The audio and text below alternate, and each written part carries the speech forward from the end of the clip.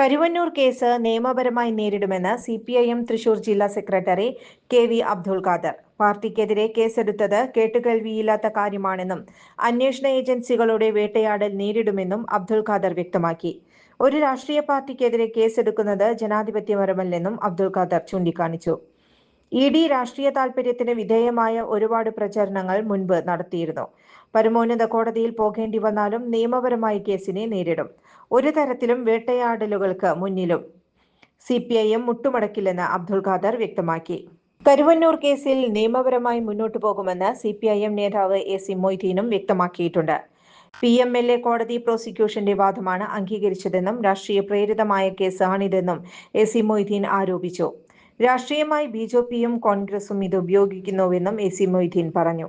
സംഘടനയെ പ്രതിയാക്കുന്നതിന് എന്ത് ന്യായമാണുള്ളതെന്നും എ.സി. മൊയ്തീൻ ചോദിച്ചു. ഇതിന് മുകളിലും കോടതിയുണ്ടെന്ന് വ്യക്തമാക്കിയ എ.സി. മൊയ്തീൻ ഇന്ത്യയിൽ നടക്കുന്ന ഇഡി അന്വേഷണങ്ങളിൽ BJPക്ക് പങ്കുണ്ടെന്നും ആരോപിച്ചു. ഇതിൽ സുരേഷ് ഗോപിയുടെ പങ്കും ഉണ്ടാകാമെന്നും കേസെടുക്കുക എന്നുള്ളത് രാഷ്ട്രീയ ആവശ്യത്തിനായി ഉപയോഗിക്കുന്നതാണെന്നും എ.സി. മൊയ്തീൻ കൂട്ടിച്ചേർത്തു.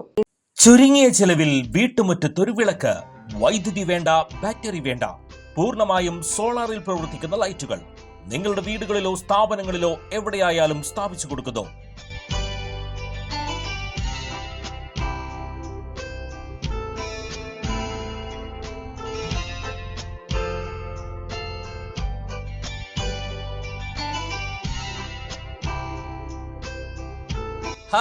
Solar Lights. കൂടുതൽ വിവരങ്ങൾക്ക് വിളിക്കേണ്ട നമ്പർ 9447132148.